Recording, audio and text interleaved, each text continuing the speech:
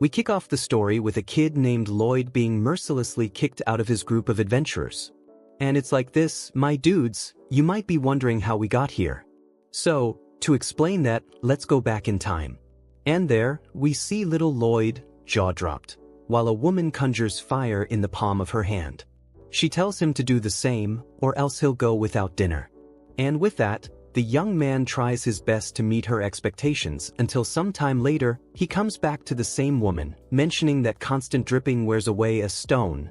In other words, he managed to conjure fire in his hand. And when he actually manages to produce flames, his tutor offers a rare compliment. But before he can enjoy the moment, she puts out his fire and sends a spell dozens of times stronger, smoking the poor dude out. According to her, he still has a long way to go. What a caring teacher. The next day, Lloyd stomps the ground hard, trying to make a new technique work. When nothing happens, his instructor decides to show him how it's done and rubs her foot, making water appear. Then, the persistent Lloyd copies her and manages to dampen the dirt too. However, as soon as he's praised again, Miss Faith in the Crazy Ones immediately bombards the guy with water, showing him how real magic works. On another day, the little guy almost bursts a vein and his underwear trying to manipulate the wind. And the teacher? Well, she sends him flying with a single breath. Is it over? Calm down, there's more. Because when snow covers the land, Lloyd decides it's time to practice with this new element, and in a proud and innocent way, he shows his master a snowman he made that looks just like her. And not one to break tradition, she uses the very same snowman to grab him and drop him from a considerable height, after magically making the snowman enormous. After digging himself out from under the pile of snow, Lloyd realizes he needs more power and vows to work even harder. Then there's the day his master is way past tipsy, after a few too many bottles. Nursing a monstrous hangover, she hears her apprentice ask if she's okay. She admits she's not at all. Lloyd, undeterred, places a hand on her forehead and prepares a healing spell. Feeling a bit better, the woman admits the boy's gotten pretty good at healing and gives him a rare, affectionate hug, at which our little protag is proud to have helped her. But there's no time to celebrate, she's already recovered and ready to get back to magic training. With that, the days fly by, and the young mage's training never lets up. On a certain night, the teacher seems troubled as she stares at a book in a box, and our protag then comes by and says dinner is ready, and the woman accidentally drops the book. Lloyd picks it up to hand it back, but as he does, he's struck by a magical reaction that almost fries the kid's processor. Realizing what happened, his master sees that he has the potential to become a chosen one too, so if that's his destiny, she swears she won't let him make the same mistakes she did by becoming overconfident with his skills. At that, she kisses the boy's forehead, leaving a blue mark behind. The scene changes, and the next day, the instructor explains that a white mage is someone who uses magic for the benefit of others. And while she's talking, Lloyd regenerates a piece of fruit and earns a compliment, but his master immediately goes further, regenerating the whole tree and bringing it back to life with her healing magic. And this demonstration makes our protag express that his master is incredible. That night, she tells Lloyd that, according to what she's heard, some beastmen can use rare magic to control monsters. And Lloyd's curiosity is piqued by a mention of ancient magic in the book on the table, but the teacher's expression darkens, and she says he doesn't need to learn that it's just a type of magic that's been extinct for centuries. The next day, Lloyd conjures a staff, but his teacher thinks he's way too slow, then conjuring her own scepter and tripping the poor boy, making him fall. She explains that he needs to speed up and reminds him that, as inexperienced as he is, he must never get complacent with his training. Later, the two sit at the table to continue studying, and while he reads about the Magistone, his teacher explains that it's a crystallization of mana powerful enough to turn nearby things into other Magistones. And then the scene changes, and a few more days have passed. They went to a certain forest, and after arriving, the master takes off Lloyd's blindfold. With a wild beast lurking, the woman hands a knife to her apprentice and gives him the lowdown. His mission is to get home in a week. Basically, a fantasy version of Naked and Afraid, using only magic to survive. The moment she leaves him, Lloyd is attacked by a giant wolf. He runs, not caring if he looks like a coward. after escaping up a tree, he realizes he can't yet defeat monsters with a white mage's spells, so all he can do is keep running until he's strong enough to fight back. Looking around, he sees just how far from home he really is. At night, he regenerates a fruit to eat and hides in a cave. Drawing a magic circle on the ground, the young mage plans to tweak the design to channel more power and improve his skills. With the sunrise comes more hardship, as he has to cross a mountain, and this won't be an easy task. Night after night, he practices his magic circle, and also works on improving his detection magic, or else he could end up starving. And by combining two circles, he hopes to boost his running speed. One morning during his adventure, Lloyd accidentally steps on a branch and draws the attention of a hideous spider. And once again he bolts. And it's at this moment that he tests his newly improved speed circle, which actually works, allowing him to escape unharmed. Running flat out, Lloyd finally makes it back home but passes out before he can even knock on the door. His master soon finds him and welcomes her apprentice back. Then a few more days passed, and while tidying up a room, Lloyd, now with a noticeably more mature voice, stumbled upon a book that caught his eye. The cover was a painting of a city, and at that moment his master appeared, telling him to get back to cleaning, but he still asked to borrow the book. The next day, while Lloyd was sweeping, his master called him to help with a spell that could stop the aging process. At another time, she interrupted him while he was hanging laundry, asking for help with a healing spell.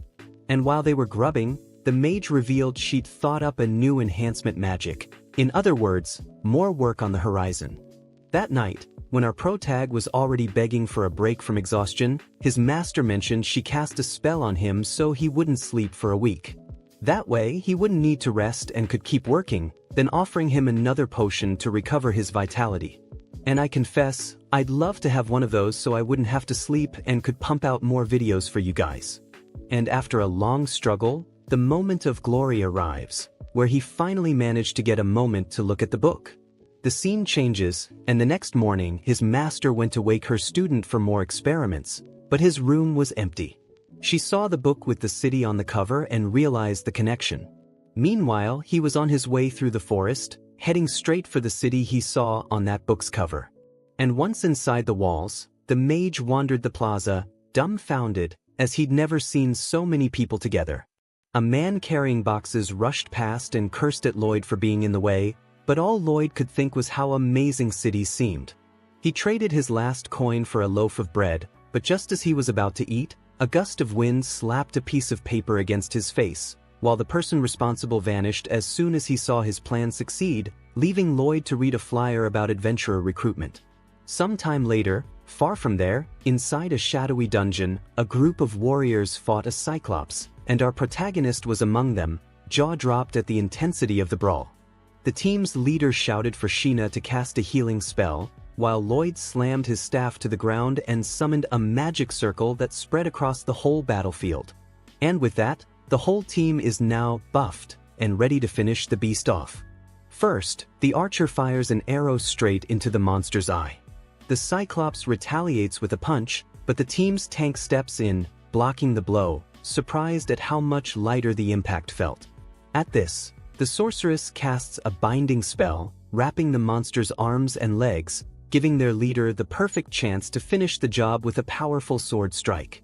And after their victory, the tank stared intently at Lloyd. When the group returned to the city, the whole team was greeted with cheers for defeating the Cyclops, but Alan, the hero, was by far the most celebrated. Later, when it came time to split the mission rewards, Lloyd received a much smaller share than the others. At that moment, Alan explained that this was what a D-rank member got, and the mage didn't complain. And well, with that settled, the leader called for a toast, but Lloyd made it clear he wasn't much of a drinker and wandered away. The team's which grumbles about his attitude, while Alan comments that any white mage could have done Lloyd's job. After all, white mages are useless in battle and are just there for show. Nothing like the classic prejudice against the support class, a real shame. But even with these words worthy of a total doofus, the tank is still silent, observing our protagonist. Meanwhile, back at Lloyd's master's house, she was visited by a man named Will, the guy who threw the flyer at our protag, bringing the news that her apprentice had been recruited by the heroes. She was happy and says she owes him one now, since this way the boy would get real training, but she's still worried he might become overconfident. Will asked if her regrets still haunted her, making her uncomfortable, but she promised herself she wouldn't repeat the mistakes of the past. Then Will recalled how, back then, the demon lord sacrificed himself trying to steal that grimoire, taking many others down with him. And at a crucial moment, Sybil's ancient magic brought everyone the demon lord killed back to life at the cost of her own.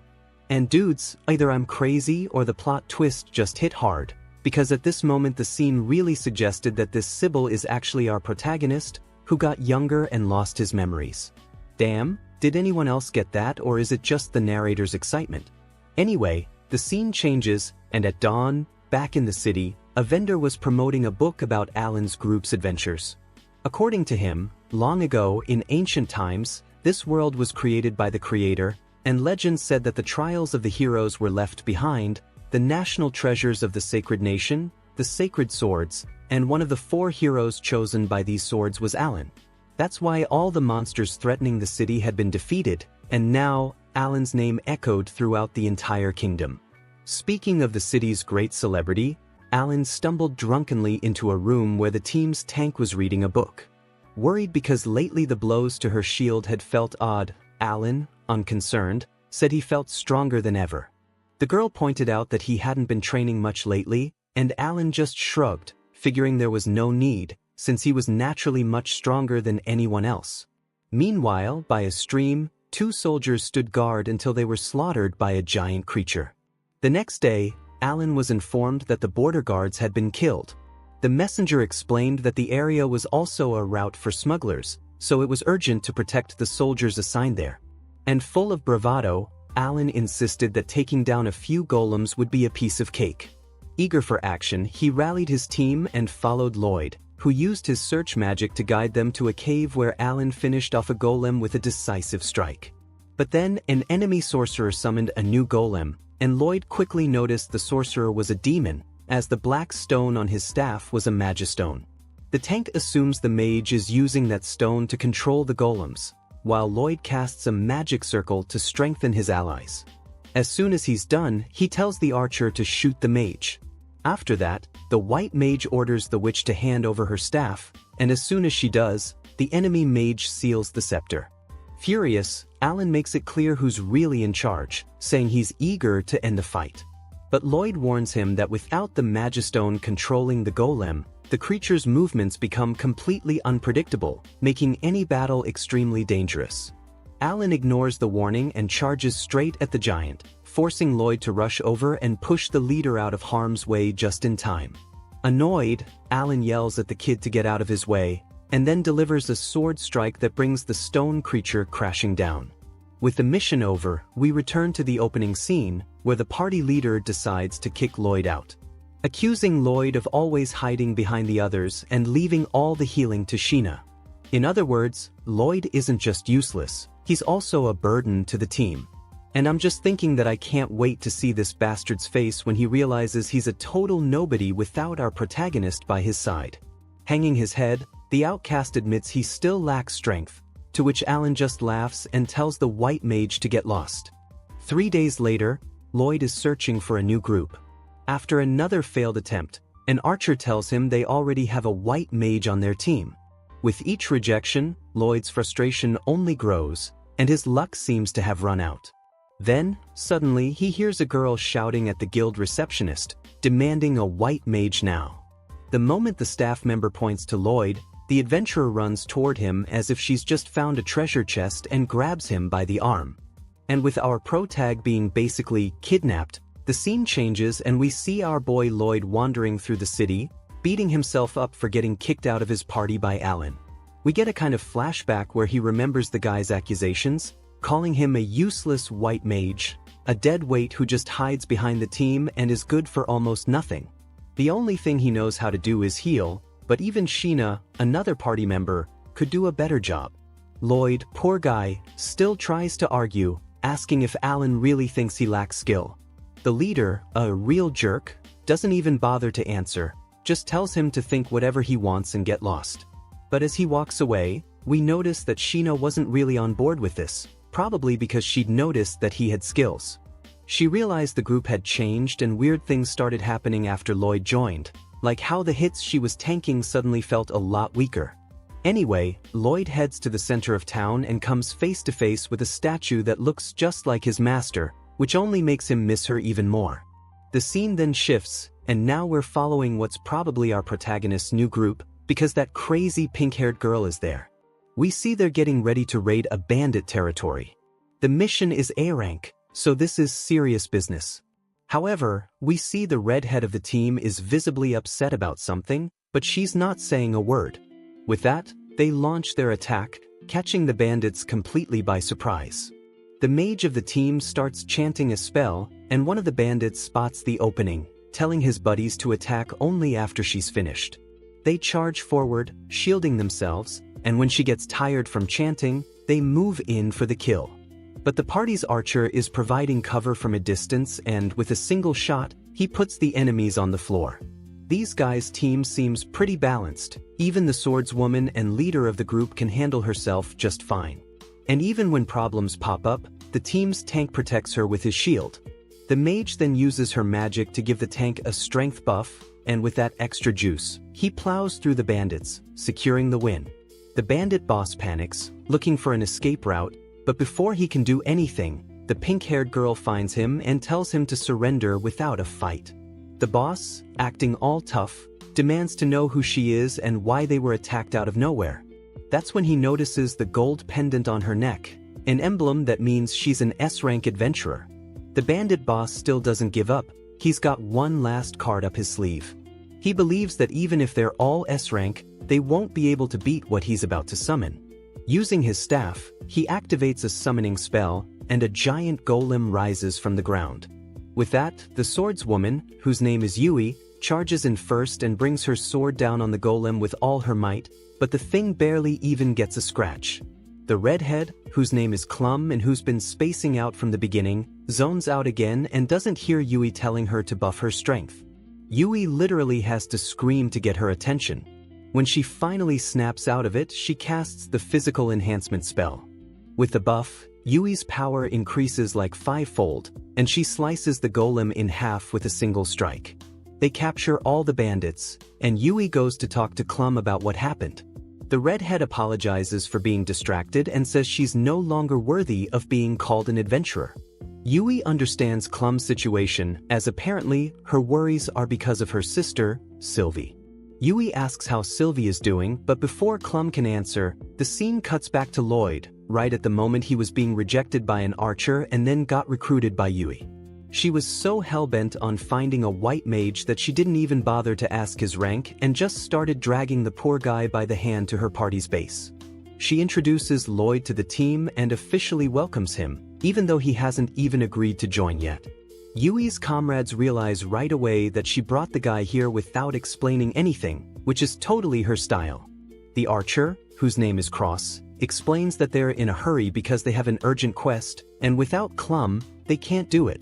Nobody there thinks Lloyd is a good replacement, and Lloyd himself doesn't have the guts to prove otherwise, especially after finding out they're an S-rank party. And although he's already given up on himself, Yui hasn't, and she forces him to show his magic.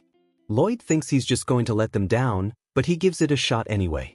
He summons a staff using storage magic, which is enough to make them realize maybe this guy is actually good. And then, without even chanting a single word, he buffs everyone's strength. Nobody feels the upgrade at first, but Yui decides to test it. With a simple flick of her sword, she cuts through a tree like it's butter, leaving everyone with their jaws on the floor. Lloyd explains that he didn't just use physical enhancement, he also layered several other spells that massively boosted Yui's power. Well, that seals the deal. The reality is, Clum isn't even close to Lloyd's level, but Lloyd himself seems to have no clue just how overpowered he really is. He explains that he used 5 different spells because he assumed that if he only used one for a team of skilled adventurers like them, it would be mediocre and they wouldn't like it. He just wanted to impress them. However, seeing their stunned faces, he thinks he messed up, that what he did was mediocre. The thing about being constantly put down is that it destroys your self-esteem, and our heroes, it seems, is in the basement. He assumes he didn't impress them and says he doesn't want to be a dead weight, so he turns to leave. But the party is so shocked by what they saw, they can't even speak. However, Yui quickly snaps out of it and screams at the top of her lungs for him to come back. He returns, at least to hear what they have to say, and tells them where he came from and how the heroes' party kicked him out for being useless. Yui is shocked that he even worked for the heroes' party, but he tells them not to be impressed, because he isn't that good. Man, that kid's self-esteem is in hell, guys. He advises them to go back to their old white mage because it's better for them. That's when they tell him the story about Clum. She's good and worked with them, but her sister, Sylvie, was sick. She used to be able to adventure and take care of her, but lately she was just too tired, and it was affecting her work. In the last fight, she got distracted and almost got the whole team wiped. And even though they were fine with her staying, she got so worried that she decided to quit. Normally, they can get by without a white mage, but for A-rank missions, it's mandatory. And besides being a great addition to the team, they saw her as a good friend. Lloyd sees they're genuinely worried and thinks about how lucky she is to have such loyal teammates, compared to the ones he had. He asks about Sylvie's illness and finds out she's turning into a magic stone. He remembers reading a book about it with his master and asked if the condition was reversible. She said yes. Seeing that he could help, he asks Yui to take him to Clum's house. When they get there, she opens the door and they start talking.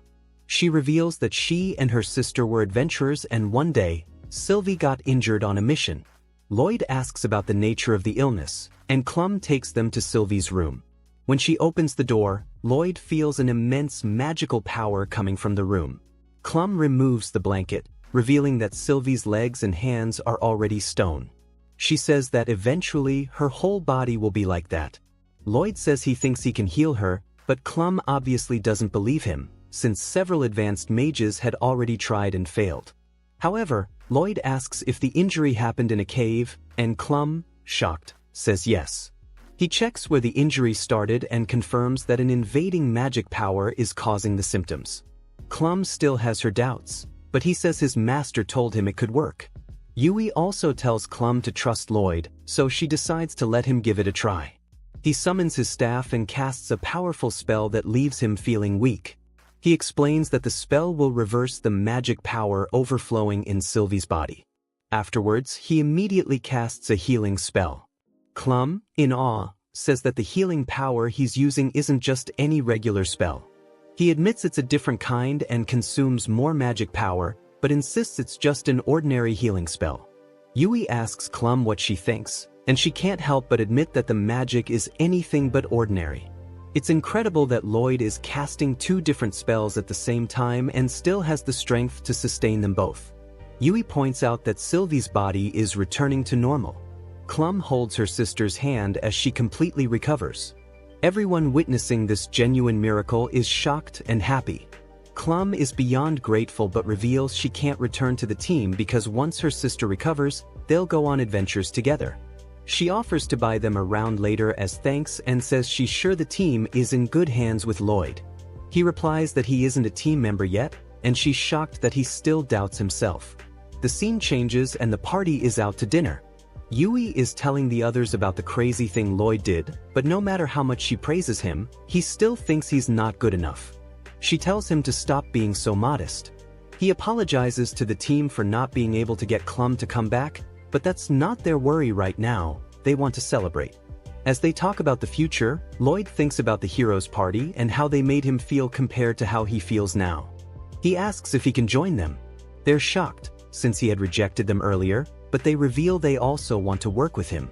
And just like that, he officially joins the party. The next day, without wasting any time, the team gathers for a celebration, and Lloyd is moved by the feast his teammates have put together for him. And since he was absolutely starving, he didn't bother with ceremonies and dug into the grub with gusto, not turning down a single dish.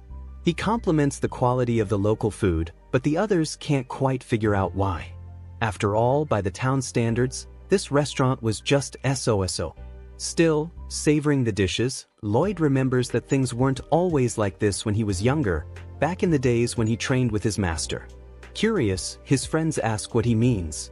He explains that he had a tutor who taught him magic, and she used to cook with nothing but garden herbs and wild mushrooms. Meat was a rare treat. Now, everyone wants to know what kind of person his master was. Lloyd shares that she specialized in offensive magic and, in fact, it wasn't unusual for her to accidentally set off an explosion with her crazy experiments. Even so, she taught him a few support spells, since she was far more skilled than he was in every way. Excited by that description, Silica thinks about asking this mage for some tips herself one day, but Lloyd immediately warns her that doing so means putting your life on the line every single day. Cross figures she must have been pretty strict, but Lloyd admits she also had a gentle side, and that despite all her clumsiness and reckless ways, she had a kindness that really shone through. The subject then changes, and Yui asks them to start talking strategy. But first things first, everyone agrees the new guy needs to be brought up to speed on the mission details.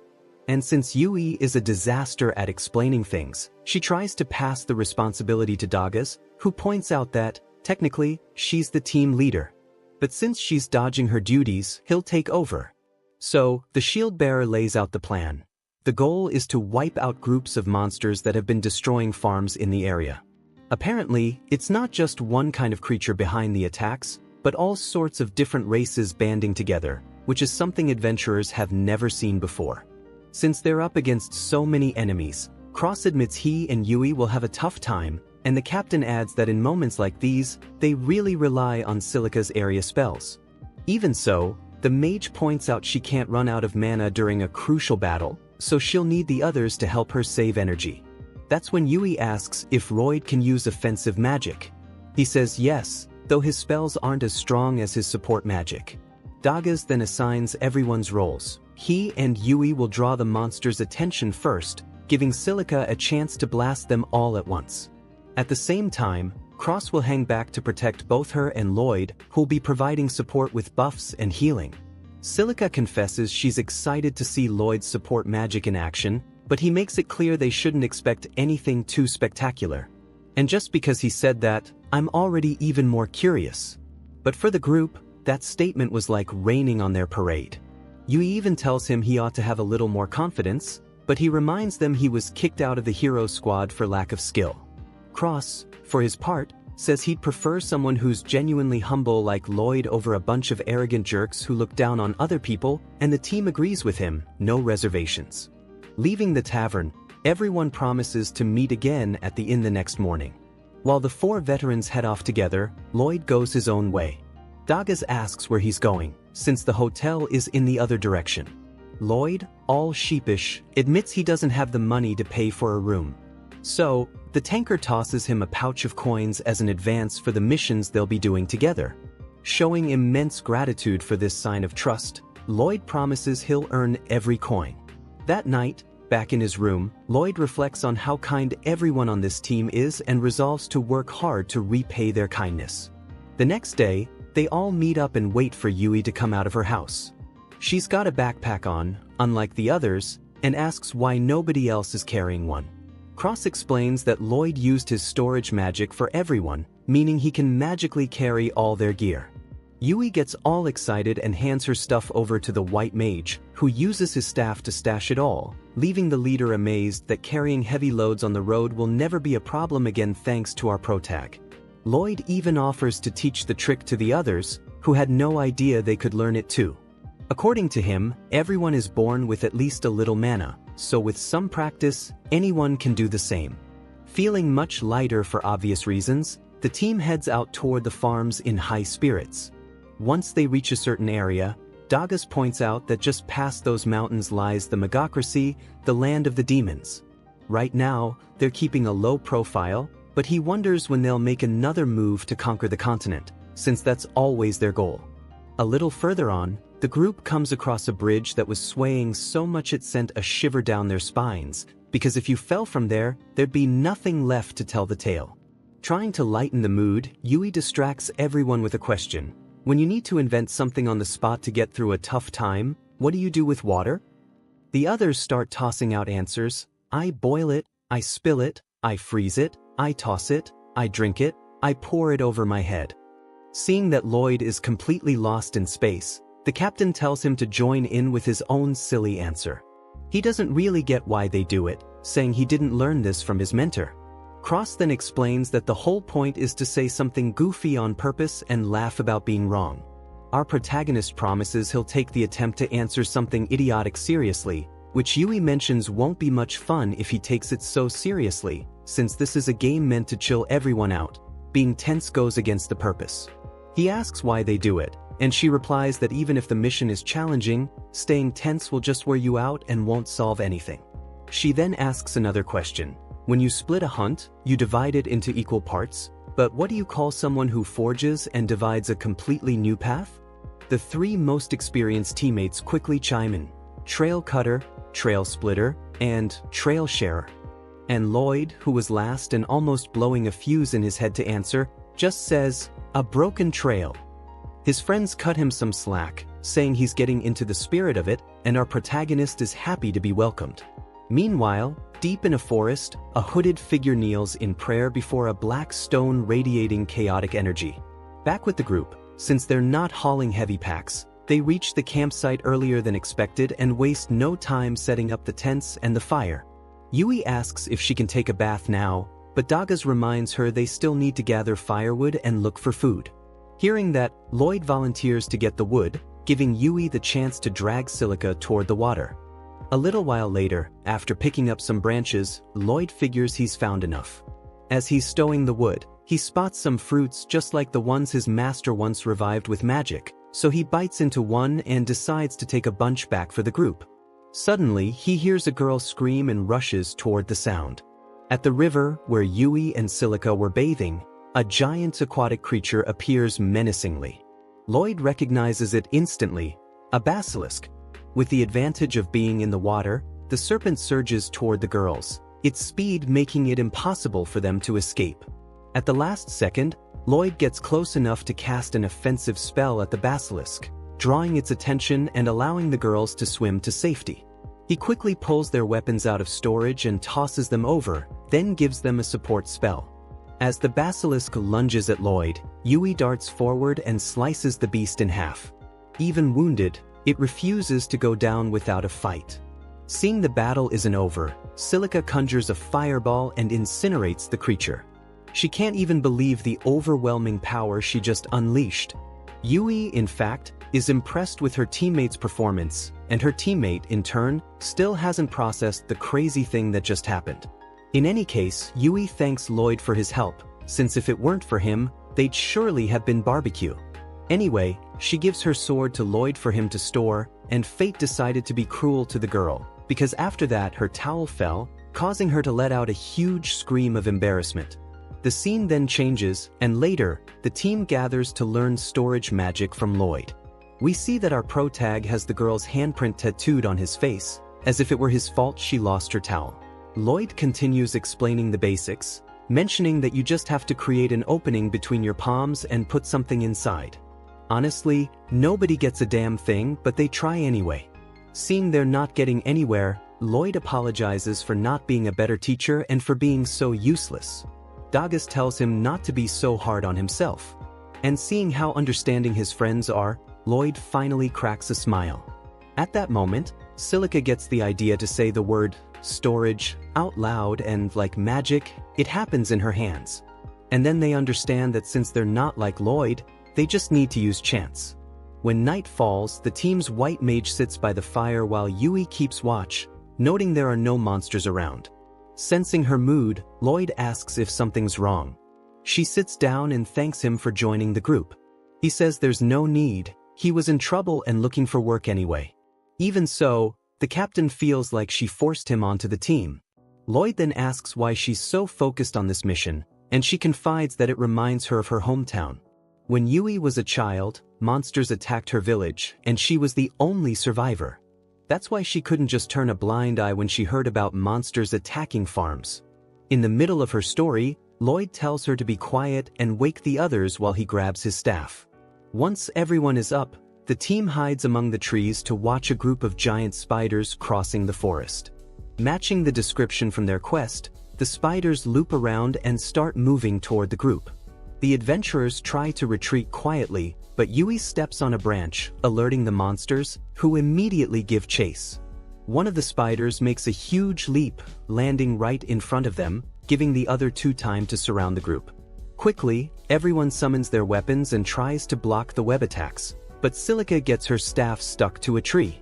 Before they know it, the whole battlefield is covered in silk. In desperation, Dagas asks what they should do, and Lloyd announces that he'll make their legs stop moving. Wielding his staff, the white mage conjures several magic circles and tells Yui to go on the offensive.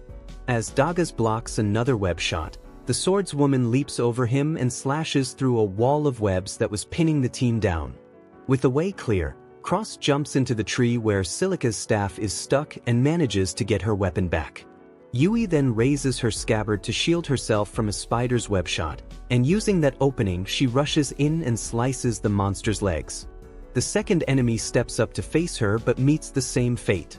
Then, as the second spider fires its web, Yui uses the force to propel herself straight toward the third, gaining just enough momentum to cut off two of its legs in a single strike. Silica is able to jump into the fight at that moment, unleashing a flurry of fireballs. At the same time, Cross fires arrows through each one, triggering a fiery explosion as they hit the spider. With the battle won, Lloyd comes back to his senses and apologizes to the group for giving orders. But Dagas assures him it was actually a huge help. After all, the white mage has the talent and the knowledge for it. Yui says they'll be counting on him from now on. In other words, he's kind of become the unofficial leader of the party, and our protagonist is very happy with their trust. The next morning, the group breaks camp, with each member storing their own gear. As the others set off, Lloyd wonders why there were spiders, which he calls powlarks, in this area and where they might be headed. But before he can think too much, Yui calls out to him, and he hurries to rejoin the group. At night, when the team sets up camp, Lloyd can't stop thinking about the strange behavior of those creatures, thinking to himself that it looked like the entire pack was heading to the same place. At that moment, Yui comes over and interrupts the mage's thoughts to ask if he's going to take the night watch alone again. When he says yes, Silica chimes in, warning that he's going to ruin his health if he keeps this up night after night. However, Lloyd insists on standing guard so the others can save their strength. Besides, he was used to sleepless nights, and since he was still inexperienced, this was the only way he felt he could really help out. Yui starts to grumble that he's more important than he thinks, but Silica sees that our pro-tag won't budge and decides to let him do as he wishes, as long as he promises to speak up if things get tough. The next day, as the group continues their journey, the swordswoman keeps looking over at Lloyd for some reason. After a moment's rest, she realizes he can use a detection spell to sense enemies nearby and almost freaks out, since this is a pretty advanced magic. But our boy Lloyd, however, doesn't think much of it, since his spell couldn't even scan that large an area, but he admits that it's better than nothing. He then mentions that he planned to keep casting the spell at regular intervals to make sure the surroundings were safe. Yui worries that this routine might exhaust him, but he assures her he's fine. And well, with a hopeful look, she asks if there's any way she can help, but when he says no, she gets embarrassed and has to admit there's nothing more she can do. The scene then changes, and that night, while Lloyd was once again keeping watch by the campfire, the group's leader asks Silica if that guy simply doesn't trust the rest of the team. Sure, he was helpful and always willing, but he never seemed to rely on his companions for anything. Silica explains that everyone has their own pace and reminds her that she and Yui weren't that close at first either. The mage mentions that he probably has self-esteem issues, which makes it hard for him to connect with others, and that all he needs now is time and space. Yui, hearing this, comments that Lloyd is a real mystery. He didn't know much about ordinary things but seemed to know a lot about other stuff, and that just made her even more curious about what kind of life he'd led. As for that, Silica was certain Lloyd would share his story with them one day, as long as they didn't rush him. The warrior agrees but isn't entirely convinced, since someone as unusual as him could pull a rabbit out of a hat at any moment. And speaking of our pro-tag, the scene cuts over to him. Dagas comes over and asks the mage to take a walk with him. Lloyd says he can't leave his post, but Cross shows up and offers to take over. A few hours later, Dagas shows Lloyd a series of bells he'd strung throughout the forest, perfect for alerting them if a monster passed by. With that done, he tells Lloyd he can get some rest. But Mr. Stubborn refuses, feeling like he still had to stand guard. Dagas explains that's exactly what the team did before he joined them. In other words, they've survived without him before, so he really didn't need to worry. Lloyd still tries to argue that he wouldn't be able to use his detection magic if he fell asleep. So Dagas gets straight to the point, asking him point blank if he doesn't trust the team. Caught off guard, Lloyd insists it's just about being careful, not trust. But Dagas points out that Lloyd always takes on the job of detection and night watch alone, without including anyone else, and that made the others feel like he didn't trust them.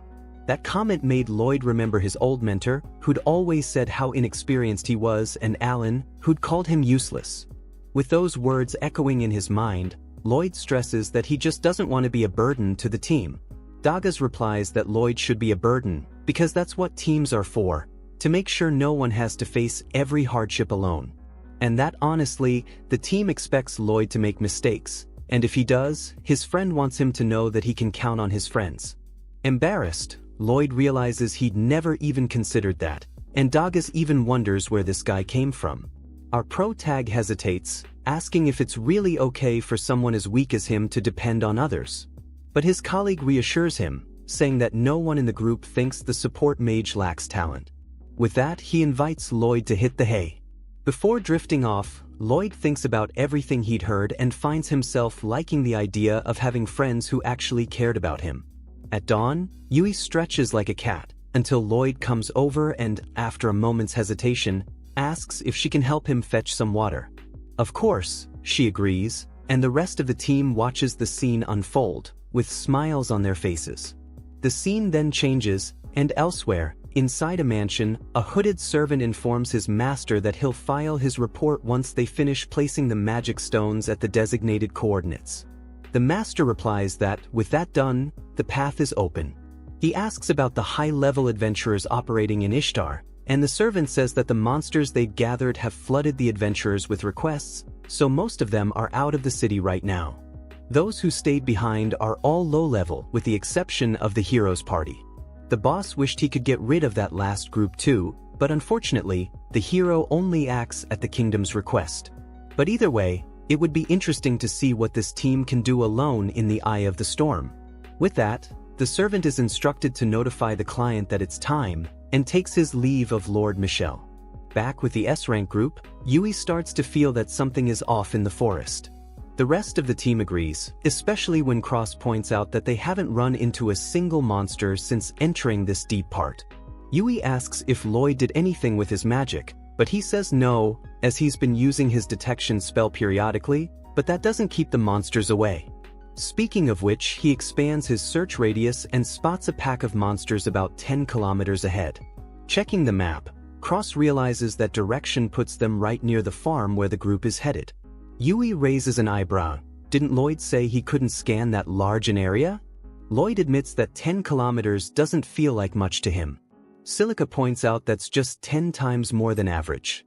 And even though the gang gets a little freaked out by the White Mage's power, the team tries to keep calm and focus on the situation, with Cross warning that her heart is gonna give out if she keeps being scared by this guy's power. And so, about 10 kilometers later, they arrive at the mission's farm. And from what they found, there's certainly a massive pack of dire wolves surrounding the place. But that's not what catches Lloyd's attention. According to him, what really stands out is the fact that this is the only spot his search magic is picking up any monsters. The question is, where did all the others go? Silica and the others agree it's seriously weird, as there should be plenty of other creatures as strong as these wolves in the area. Lloyd asks where the current owner of the farm is, and Yui says she heard he was injured by a wolf and is staying at his son's place in town. Suddenly, Cross points to something black and ominous in the middle of the farm, but no one else can see it, since his eyesight is way better than the rest of the group. Taking that into account, Lloyd casts a spell to enhance his own vision. And now he can see it. What's there is a magic stone radiating dark energy. He then uses the same spell on the others so they can see it too. And after a quick analysis, our protag starts to believe that the shadowy mist around the stone is beast folk mana. He remembers his mentor mentioning that there are beastmen capable of using a rare magic to command monsters, and it sure seems like this magic stone is behind what's happening. At that moment, Lloyd detects another wave of monsters heading their way, more than 1,000 creatures of all sorts. And that's when he's sure that everything is connected to that giant magic stone. He wonders if someone is trying to get rid of them but decides that would be way too indirect. If that were the case, Cross thinks they should fall back. But Yui refuses. If they retreat, the monsters will destroy every field in the area. The archer asks if she really plans to take on 1,000 monsters at once, and she falls silent. On the other hand, Dagas doubts they could even escape from so many enemies, and Silica adds that if the monsters chase them and there's a battle near town, the townspeople could be in serious danger. Finally, Lloyd decides the best move is to fight, and he's already got a plan. And the first step is to take care of that magic stone. He asks the archer if he can hit it from here. Cross figures he can but doubts he can destroy it. Lloyd says that's fine, as just hitting it will be enough. So, Cross readies his bow. At the same time, the support mage provides a boost to make up for the lack of firepower. And when the arrow flies with the added buff, we see that it was enough to shatter the magic stone. Impressed, Cross asks what Lloyd just did. He explains that he simply cast enhancement magic on the archer, the bow, and the arrows. Cross is in disbelief that the madman can buff people and weapons at the same time. And once again, Lloyd just thought that was standard procedure. Immediately, the group watches as the wolves revert to their natural ferocity after the stone shatters, turning on each other. Yui asks if Lloyd expected that. He says it was obvious that Thing was manipulating the beast's behavior. However, he'd also thought it was controlling the approaching horde. But apparently not, since that enormous mass of monsters is still closing in at full speed. And finally, the horde draws dangerously close to the 4 humans. Since the white mage claimed he could hold off the beasts, Yui says it's time to do something. But he replies that the timing still isn't right. The rest of the team starts to get seriously nervous, while the mage stays calm, waiting for the perfect moment. Then, when 3 wolves lunge at Silica, Lloyd tells her to react. And with that, shit's about to go down. She responds with a firestorm spell, and even she is impressed with the intensity of her magic, as she's never seen anything that powerful come from her staff before. Yui wants to know what kind of sorcery Lloyd used. He explains he just used magic power boost and mana cost reduction on her. The firestorm rages across the land, engulfing the horde in flames. But Lloyd tells Silica to cast it again, and then follow up with a wind spell. Cross realizes that the flames and the monsters will keep burning after the wind magic fans the fire, and plus, the smoke will make it harder for the flying monsters to see. Next, Lloyd initiates a telepathy spell with the archer to share the exact enemy positions he's detected. And with the locations clear in his mind, Cross is able to ignore the smoke and land pinpoint shots on the winged beasts swooping down from the sky, one after another. Up to this point, everything's going according to plan. But our boy Lloyd isn't one to leave things to chance, so he stays in command and tells Silica it's time for the final phase. But she warns that her mana is running on fumes. With that, he asks for her hand and performs a mana transfer. This left him stunned, as he gave her a lot of energy at once.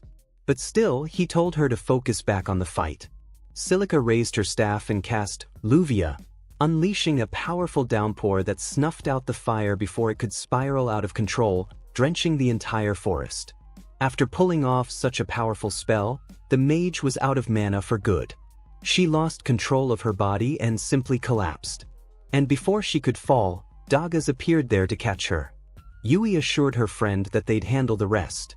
Silica, struggling to speak, told them not to push themselves too hard.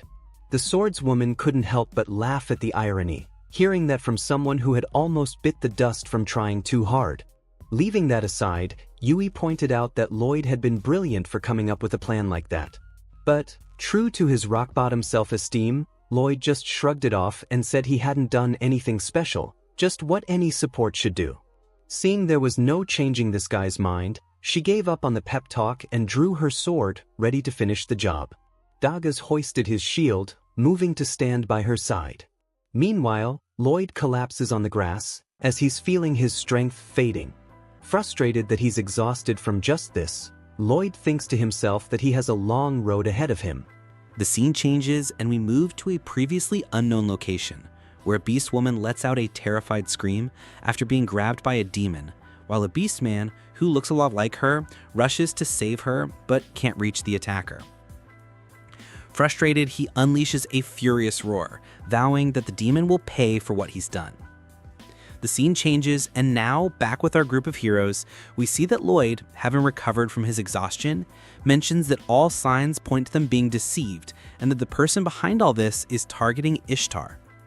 As they set out again, the white mage conjures several vials filled with a purple liquid, emphasizing that this mission was probably a trap from the start. He mentions that by sending high-level adventurers on previous missions, their enemies were actually drawing them away from Ishtar, weakening the city's defenses. Cross argues that the city still has the hero and the knights to protect it, but Daggis admits that Lloyd's deduction, at least to him, makes perfect sense.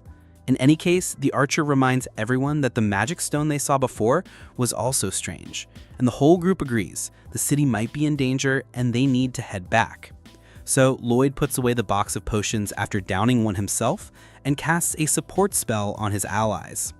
After that, he takes off at a colossal speed, and the gang is left wondering what the hell this madman is doing. However, when they try to run, they realize they're as light as feathers, and because of that, extremely fast. As they run, they end up catching up to our protag and ask what's going on. He replies that he cast a speed boost spell on everyone.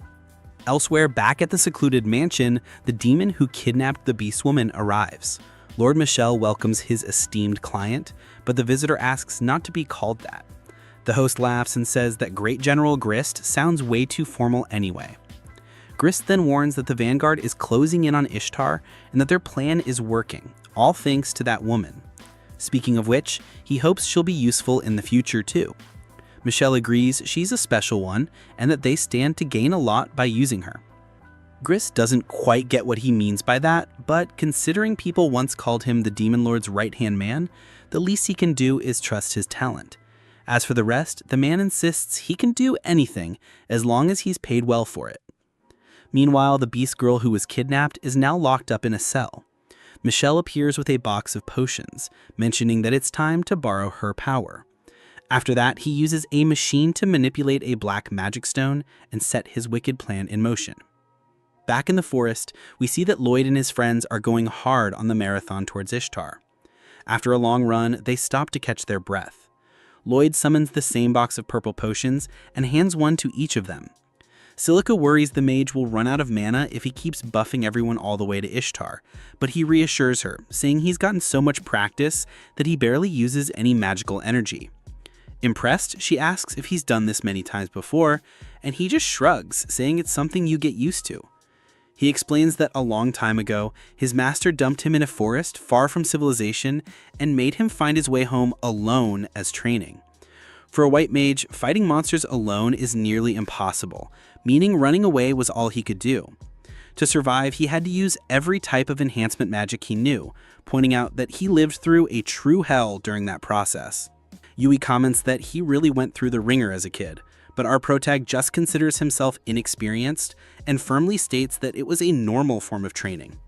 Yui and Silico obviously disagree, insisting that Lloyd's training was neither normal nor healthy. This makes him think that maybe, just maybe, he hasn't trained enough. After all, he's traveling with a team of S-rank adventurers, while he's nowhere near that level, and he feels he needs to work even harder to catch up. The girls sigh, lamenting that the guy has a screw loose, but decide to follow the doctor's advice and just let the crazy guy be. Finally, Daggis calls everyone back to the road, and the white mage does what he does best, which is layering enhancement spells, which ends up triggering a detection spell to sense possible enemies nearby. Hours later, they've already made their way through the thick forest and are closing in on Ishtar. The girls in the group praise how fast they've been able to travel without ever losing their breath, until Lloyd, without warning, slams on the brakes, causing a pileup with all of his teammates. After rolling to a very undignified stop, Daggis demands to know why he stopped so suddenly.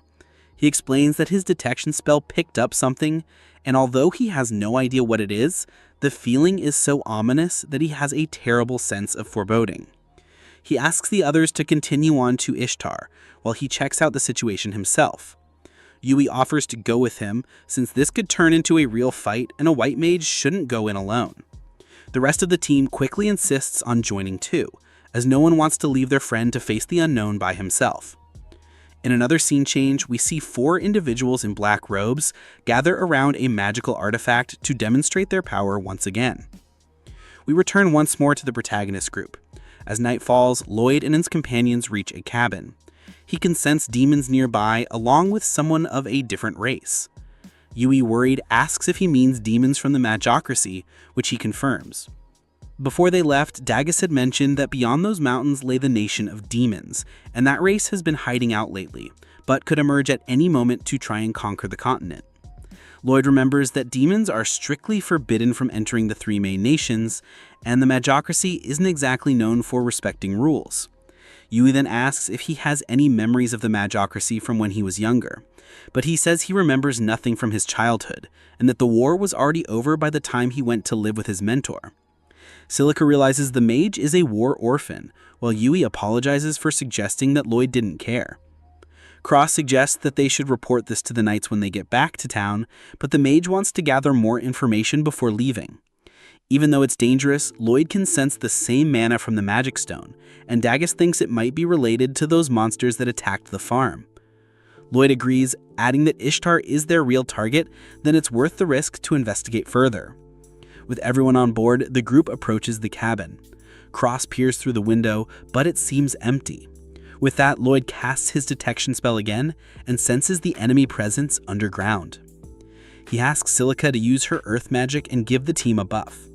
Silica conjures the sandbox and collapses the roof right on top of the hooded figures gathered below. Yui wastes no time. She bursts in and takes down the first man. She demands to know who they are and what they're doing. But one of the men reacts, lifting the fallen stones with magic and hurling them at her. She's quick, deflecting the rocks with her sword. Cross fires an arrow, hitting the attacker just as his ally tries to escape. Lloyd buffs Silica, who casts the sandbox again to keep up the offensive. Another enemy retaliates with more levitation magic. Dagus jumps in to shield everyone with his shield. Seeing that their attacks aren't working, the hooded figures start to panic and flee. Yui chases after one of the escapees, only to run right into an ambush, but Cross covers her with his bow, taking down 2 more enemies before they can harm her. Now only one remains. The last one runs over to the beast woman prisoner and casts a spell that wraps her in a sort of cocoon, starting to levitate her out of there. But the adventurers rush in to set things right. The man dashes up the stairs, and Lloyd tells Yui to circle around and intercept him. He senses a powerful magical signature coming from inside the cocoon. Before long, Yui and the group's archer manage to corner the fugitive. But he doesn't surrender. He unleashes a flurry of lightning bolts. Lloyd throws up magical shields to protect everyone, until finally one of the bolts hits the caster himself, knocking him out. With the threat neutralized, Lloyd dispels the cocoon and discovers the prisoner is a beast woman. The adventurers quickly bring her inside the cabin. Silica guesses she must be from the Forest Empire. Believing she can shed some light on what's happening, they ask Lloyd to try and revive her. The mage casts an exceptionally powerful healing spell, the same one Yui saw cure Sylvie. On top of that, our protag says he's improved the spell since then. And Yui is obviously shocked, as she had no idea that adventurers could actually improve magic like that, leaving Lloyd baffled by her reaction.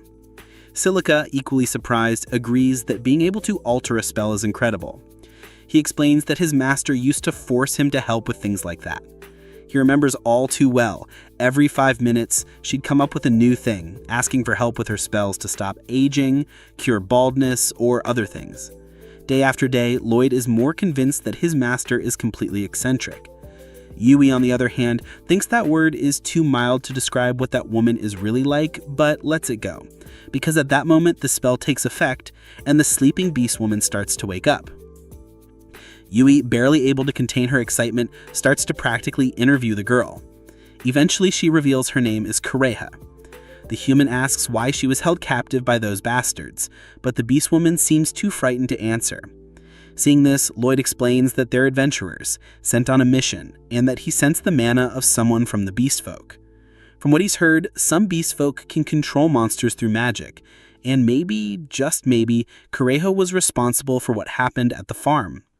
Hearing this, she confesses that it was her spell that caused the whole mess. Meanwhile, in the forest, 2 Ishtar scouts stumble upon a gigantic magic stone and realize that a huge number of creatures are lurking, guarding the object. With no hope of fighting, they turn to flee, only for one to be taken down instantly by vicious wolves. Parallel to this, an army of creatures begins to march through the forest toward the city. Back at the cabin, the adventurers are shocked to learn there really is a spell capable of controlling monsters. Kureha confirms the demons forced her to use that power, turning it into a weapon, which all but confirms that the Magocracy is behind the attack on Ishtar. And the big issue now is that if the demons' plan was to leave the city's defenses open, Ishtar might already be in danger. Given the circumstances, the group rushes back toward Ishtar, with Kureha joining them. Lloyd feels bad for dragging her into all this, but she admits she'd be in even bigger trouble if they left her behind. After running for some time, they stopped for a quick break, and everyone is anxious to reach the city. Lloyd uses his detection magic and senses a horde of monsters heading for the city. However, that's not all, as there's an army coming right behind them. Yui turns to the mage and asks what they should do next. In response, he asks to borrow Kureha's power. At the same time, he tells the others to warn the city about the imminent danger. Yui threatens to protest, but Lloyd points out that no one can handle 2 things at once, and reassures her that everything will work out as long as they work together. Bolstered by his words, the group quickly grasps the seriousness of the situation. He then casts an enhancement spell to make the allies' perilous journey a little easier. And with that, Yui, Dagus, Cross, and Silica set out for Ishtar, while our protag and Kureha leave to follow their own mission. So let's head over to the Disgusting Heroes group, and we see that he was pissed because, according to him, all the candidates for recruitment were terrible. In his opinion, the guys were more useless than that piece of trash Lloyd, especially since none of them even used storage magic, while Mia mentioned their limit was just 2 enhancement spells at a time. The rest of the group started to wonder if maybe Lloyd was, in fact, exceptional, and that the leader had simply never noticed. And even with all the facts and the truth staring him in the face, the imbecile Alan simply insisted that it was impossible because Lloyd was worthless. And if things weren't going so well, the tendency was for them to get worse. At that moment, a royal knight entered the office to bring news from a patrol in the forest. A horde of over 10,000 monsters was advancing toward Ishtar, and the army needed the adventurer group to help form the defensive lines. Hearing this, Alan saw a golden opportunity to make a name for himself. He ordered word to be sent to the troops that they would be ready for battle soon, especially since it was a royal request, mentioning that now he could finally prove he was the most powerful warrior in the kingdom. The scene changes, and not far away, we see that Lloyd and Kureha were already keeping an eye on the horde. He mentions that if a horde of this size joined the main force, Ishtar would be wiped off the map. With that in mind, he concludes that splitting up was the best decision. With the scenario set, the objective was simple: find a way to defeat these enemies. Kureha, however, wanted to know if there was a way to do this without spilling blood, since these monsters were just being controlled and not acting on their own. And since they were being controlled using her power, she ends up feeling guilty. Seeing her concern, Lloyd promised to find a way to avoid hurting them as much as possible. After all, he's a pacifist and agrees that it's always better to solve things without unnecessary violence. With that in mind, he asked if it was possible for Kureha to use her magic to send the monsters back home, but she explained that it probably wasn't, as there were too many of them. In that case, the mage suggested amplifying her magic to try anyway, and even though she thought it was impossible, she still agreed to give it a shot. The support mage began to prepare his buff to increase her power, but her spell ended up being blocked. That's when she realized something in the forest was interfering. The scene changes, and back at the guild, we see that Alan was gathered with the other warriors who would join the kingdom's battle force. As usual, he was acting arrogant, belittling everyone else's skills as if he were on another level, especially since all the rank A and higher adventurers were out of town, leaving only rank B and below. Hearing the provocations from the most imbecilic hero that could possibly exist, several adventurers were already boiling with rage, but the wimp over there obviously just shrugged it off and mentioned that maybe they'd just serve as meat shields. At that moment, the guild branch director arrived to cool everyone's jets, reminding them that the real enemies were the monsters and there was no time for infighting. Not wanting to lose the spotlight, Alan raised his voice and presented his brilliant battle plan. First, each mage would unleash their most powerful spells, with each one taking down about 10 monsters, allowing the infantry to advance and buy more time. Then the mages would fire another round, and so on. At that, one of the mages raised her hand and admitted she couldn't cast anything that strong. Another said he could take down maybe one enemy at a time tops. Alan exploded at these statements, claiming that everyone there should be able to do more. However, even his own teammate Mia confessed she wasn't feeling very confident, as her spells had gotten weaker and she couldn't cast them the same way anymore. This only made Alan even more pissed. He demanded to know why she hadn't mentioned something so important earlier, and she explained that she wasn't the only one, saying that Lulu, Sheena, and even Lena had all been weaker since Lloyd left the group. Alan felt deceived by all of them, but Lena pointed out that it was his fault for being an imbecile and not paying attention, mentioning that he had become so sure of himself that he simply ignored the warnings they had been trying to give for a long time. In fact, she added that because of that, she didn't even think he was qualified to call himself a hero. Fuming at her words, Alan tried to throw a punch at her, but she blocked it with ease. Under the weight of everyone's judgmental stares, the imbecile hero completely lost it and stormed out of the guild, stomping his feet. His teammates ran after him, with the exception of Lena. The remaining adventurers quickly realized that this so-called hero was nothing like the rumors claimed, and morale dropped drastically. Noticing this, Lena decided to take responsibility, assuring the adventurers that she would leave the hero's group, cut ties with him, and join the others on the front lines. Furthermore, she suggested they bring in a certain mage named Lloyd. And speaking of the guy, the scene changes, and we see that he had just discovered the source of the problem controlling the hordes, a huge magic stone, almost identical to the one from the farm. Kurahea noted that it was imbued with a dark power that interfered with her spells, and that there were probably several scattered around. In other words, if they wanted to regain control, they'd have to deal with all of them. She could sense the magic stones if she got close enough, but in such a vast area, that was difficult. Hearing this, our boy Lloyd combined telepathy with a search spell to extend her senses. On top of that, with a concealment spell, he could get her close to the stones without the monsters noticing, though the spell would break if they took a heavy hit. With this plan, they approached the first magic stone and managed to neutralize its power. Now it was time to go for the next one. The scene changed once more, and meanwhile, the defenses of Ishtar are preparing for the arrival of the enemy horde. While one of the soldiers wonders if this is really the right thing to do, the guild branch director understands his concern. After all, the lives of every single fighter there depended on one man. Hours earlier back at the guild, Lena had explained that Lloyd, the white mage, was the true pillar of the heroes party, not the figures the public knows best. She recognizes that everyone was so blinded by the glorification of the hero that they completely overlooked the person who actually made things happen. The director asked if Lloyd was really responsible for the brilliant way the strongest adventurer group fought, and the warrior confirmed it without hesitation. Moreover, she assured him that this war could only be won with his help. The problem was, she had no idea where he was.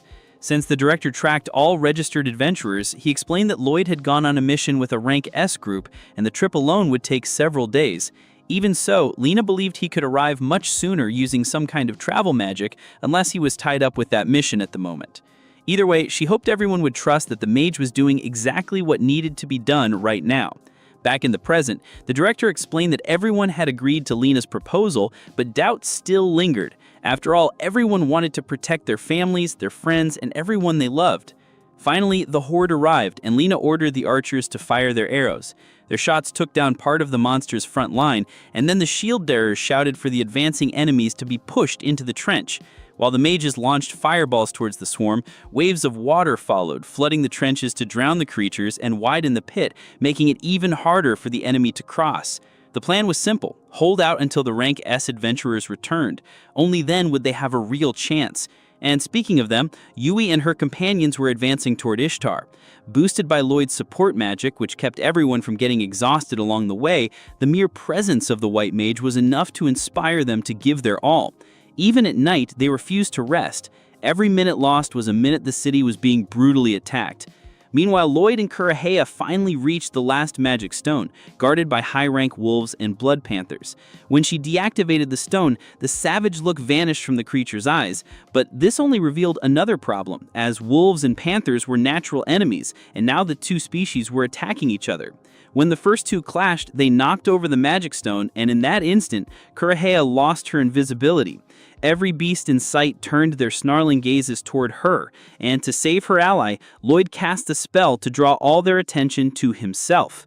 We cut back to Ishtar, and we see that the situation there is starting to get complicated as some monsters manage to jump over the trench and reach the shield bearers, who raise their shields to block the attack and push them back.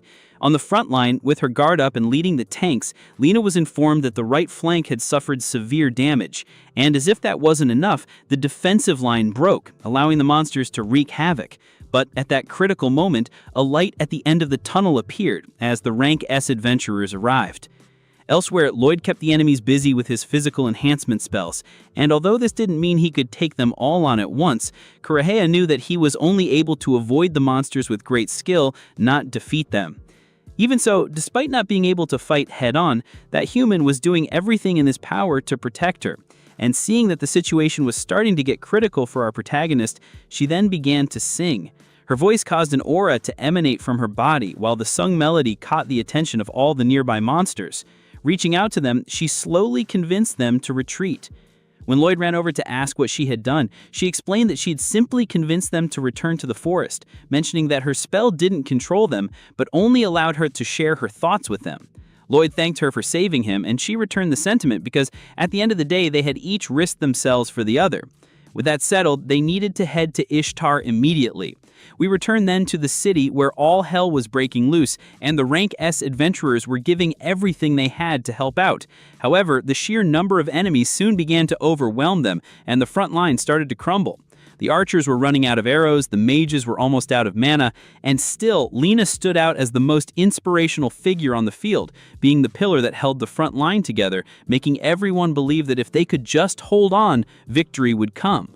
But you don't win a battle on determination alone, and we see that warriors were falling in droves, the defenses were crumbling, and everything indicated that things had gone south. However, against all odds, we see that Kurahea appeared there and began to sing her song.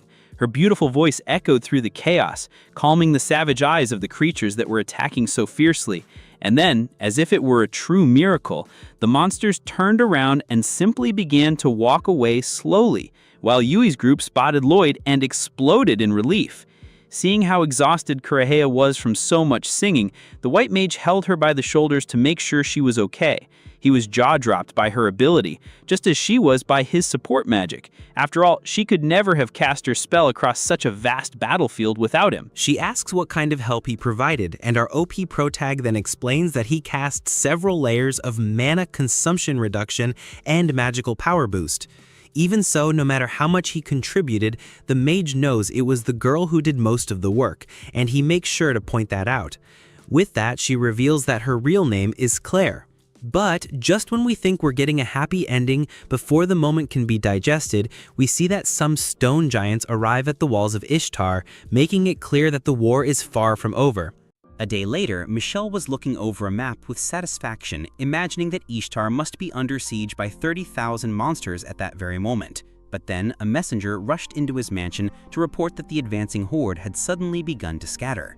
The scene then changed, and we see that Claire was lamenting that the golems couldn't hear her, while Lloyd suspected some kind of demonic interference was stalling the process. To reach the front lines before the monsters, the support mage cast a spell that boosted their speed, dodging through the enemy ranks and nearly being crushed in the process.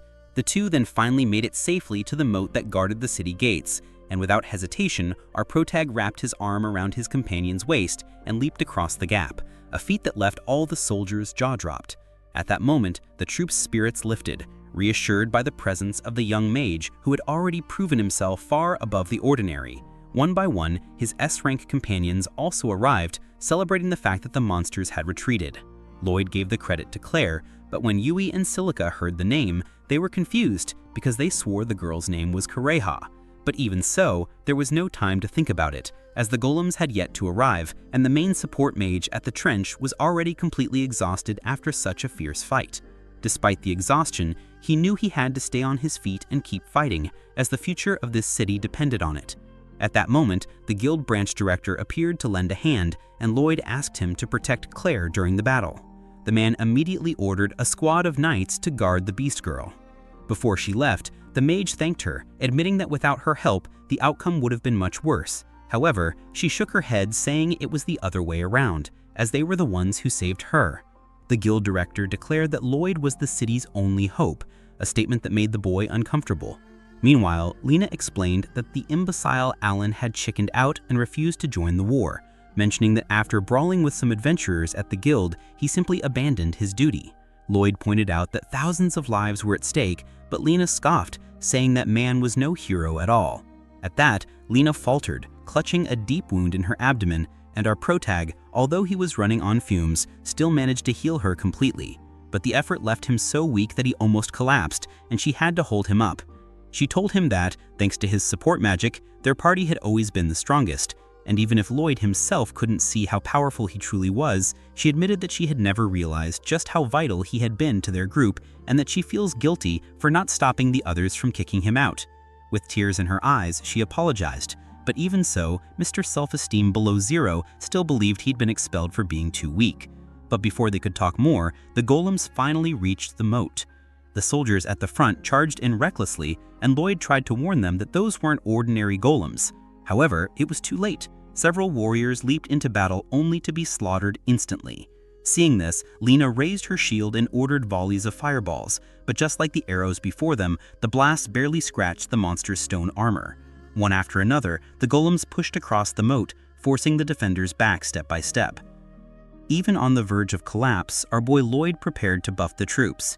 His allies pointed out there were dozens of soldiers, but he assured them he could handle it if they were in rotating groups, quickly. He then applied physical enchantments on the frontline fighters while boosting the magical unit's firepower. His own party members also received enhancements, though everyone knew the effects wouldn't last long. Meanwhile, Yui climbed onto a wooden platform to rally the soldiers, shouting that Lloyd had strengthened several warriors who could now face the golems head-on. The troops still doubted they could stand against such giants until Lena proved it herself. Bracing her shield, she stopped a giant's fist dead in its tracks. To prove the point once and for all, Yui vaulted onto a golem and split it in half with a single sword strike. Lena reminded everyone that this was only possible because of Lloyd's magic, and slowly the soldiers began to realize their bodies felt lighter. In the midst of the chaos, Lloyd gave orders. Cross was to back up the magic units, while Dagaeus was tasked with protecting Silica so she could bombard the front lines safely. As for Lloyd himself, he could barely stay standing, so the guild director carried him to a safer spot from which he could continue to provide support.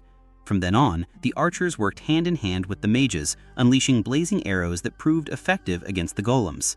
At the front, Dagaeus planted his massive shield before Silica, giving her the protection she needed to rain devastating spells on the enemy. After a long stretch of brutal fighting, the defenders finally whittled the enemy down to a single golem.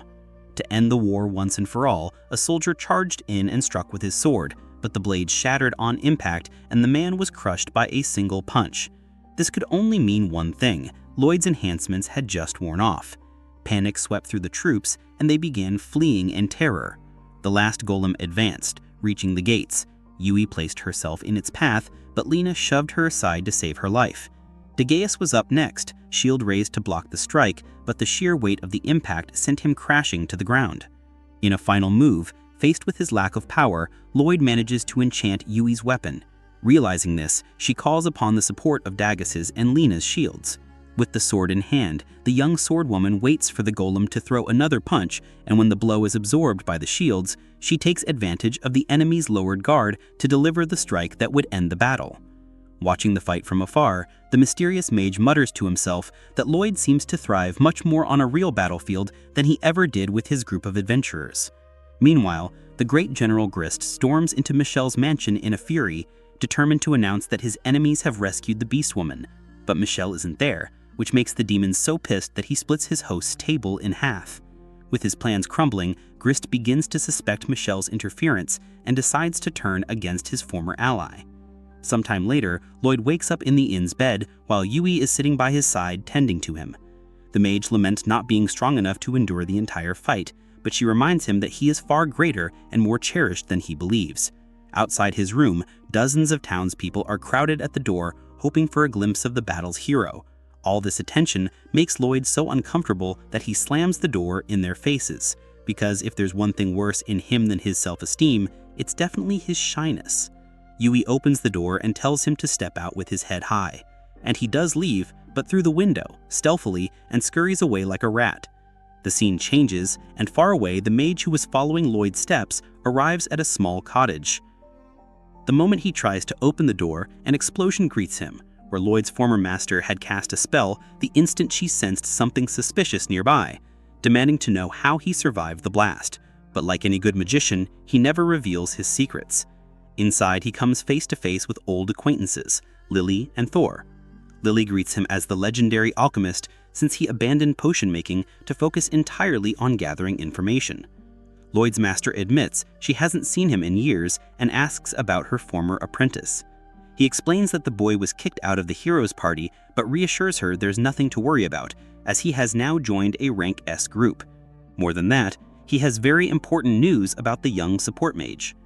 We then return to our protag, where after fleeing the crowd, Lloyd is cornered by his teammates who demand to know why he's running from everyone. They explain that no one is chasing him to invite him to dinner, it's just the townspeople's way of showing gratitude, since he saved the city. True to his insecure nature, Lloyd insists he only gave a little assistance in the war. However, his friends make it crystal clear they need to stop setting such impossible standards for himself because it's only tormenting him. We then return to the cottage. The alchemist confides that Lloyd has no idea how truly capable he is, and this is a damned blind spot that could harm not only his own well-being, but also his relationships. Saddened, Lloyd's master admits she would hate to think her student might repeat the same mistakes she once made. We go back to our protags group, now in the central square of Ishtar, where Yui persuades Lloyd to appear before the people. Immediately, the crowd raises their mugs and fists, cheering for the savior of the city. Lloyd in turn insists they should thank the warriors who fought so bravely. However, these same soldiers step forward, declaring they could never have fought without the unwavering support of the great mage. With no room left to argue, Lloyd is crowned, at least in the people's hearts, as the great hero of Ishtar. Not long after, Alan, the imbecile, heard the news that his former teammate, whom he himself treated like trash, was being hailed for carrying the city's army on his back during the battle. As expected, he was anything but happy, especially since his own title of hero is about to be revoked after refusing to help in the fight. With no patience for the situation, the party leader orders his subordinates to pack their things. They are leaving the city. After all, this place now sees Lloyd as the guy, and he can't stand to stay there another day dealing with it. Back in the forest cottage, the alchemist explains that Lloyd's new group is formed of elite adventurers, including a 17-year-old swordswoman who is a true prodigy. As the conversation unfolds, a glass of drink is served for each member at the table. The alchemist raises his glass, honored to drink alongside such a legendary group, but Lily cuts him off, telling him to stop with the formalities, as according to Thor, today is the day they honor Sybil. After a brief silence, the alchemist reveals that the demon race has been controlling monsters to conquer Ishtar, and the worrying question is, why are the demons acting now? It almost seems like the Demon King has returned. At this, Lloyd's master snaps, declaring that monster was exterminated long ago. There's no chance of his return. Otherwise, everything Sybil achieved would be for nothing. Thor calms her, pointing out that the possibility is slim. To protect the future Sybil created, they must give everything they have right now. Back in the city, the Rank S adventurers are summoned by the young lord of Ishtar. Upon entering his mansion, they are surprised to find Claire waiting inside. Only then do they discover that the beast woman has been welcomed as a guest of honor by the lord of this land. Finally, the young man introduces himself properly, Lord Abel Lucas. Cross admitted that at first he thought the guy was the gardener or the butler of the house.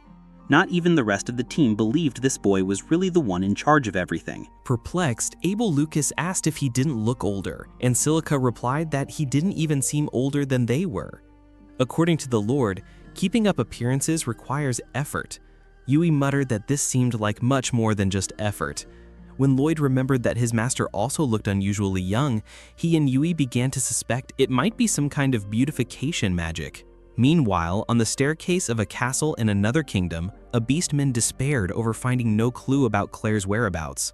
Suddenly, a guard came running, calling for Celion, saying that the young Miss Claire had finally been found. At that exact moment, Lloyd and his companions were shocked to discover that Claire was none other than the second princess of the Forest Empire, a peaceful nation where the beast folk live peacefully. Abel Lucas then asked what they thought of the beast woman's magic, to which Lloyd admitted it was impressive, but also terrifying. Abel agreed that her power was truly unique, and that was exactly why they could never allow the demons to capture her. In the end, it was these adventurers who saved the princess. Speaking of which, Abel Lucas revealed a mission worthy of heroes like them. The Empire would certainly try to reclaim Claire, but the Lord of Ishtar wanted the group to escort her safely to Silphus, the capital of the Kingdom of Fulin. The group hesitated, pointing out that escorting someone of such importance seemed more like a task for royal knights than for simple adventurers. However, Lord Abel explained that sending knights would draw too much attention, and he feared the demons would immediately realize that such a critical piece was being moved across the board. For that reason, Claire herself insisted on entrusting her safety to the adventurers before her. Once the meeting was over, everyone gathered outside to prepare for departure. Claire asked them to call her simply by her name, and Yui, however, took off her glove and offered the beast woman a friendly handshake, giving the others the confidence they needed to relax in her presence. With that, Lloyd declared it was time to head for the royal capital. Our adventurers then stop to take a break on their journey and reflect that they've been on the road for 10 days. This is happening because they took a longer, but at least much safer route. As a consequence, they're still quite far from their destination. That's when Lloyd suggested they stop in the next town to rest a bit. Yui, by the way, commented to Claire that the hot springs there were wonderful, to which the beast woman admitted she'd never had the chance to enjoy one. Cross commented to the others that Yui seemed a bit too relaxed about the whole situation, but Doggus argued that she was probably just being considerate toward the princess, making sure Claire didn't feel left out. Besides, as Celica pointed out, Claire grew up in a royal family and never had the chance to experience the outside world. Yui was perhaps the perfect person to introduce her to new things. The scene then changed, and we see they've gone to the hot springs. And on the women's side, I can guarantee you that nothing useful to the plot was mentioned. Just pure, unadulterated fan service and some talk about more or less respect and more or less developed bodies.